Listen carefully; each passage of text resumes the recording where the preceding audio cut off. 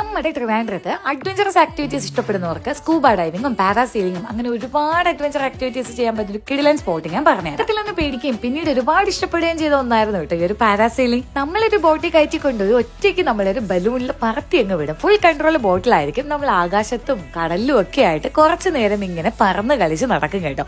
അടിപൊളി എക്സ്പീരിയൻസ് ആയിരുന്നു. വെള്ളം പേടിയുള്ളവരും കടൽ പേടിയുള്ളവരൊക്കെ ഒന്നേലും ഒന്ന് ട്രൈ ചെയ്ത് നോക്കുവാണേ.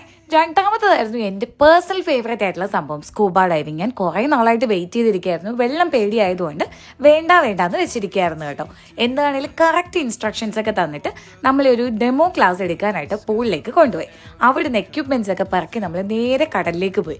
അതിൻ്റെ ഉള്ളിൽ ചെന്നപ്പോൾ ഇൻസ്ട്രക്ടർ പറഞ്ഞ കാര്യങ്ങളൊക്കെ അതുപോലെ ഫോളോ ചെയ്തപ്പോൾ നല്ലൊരു എക്സ്പീരിയൻസ് ആയിരുന്നു.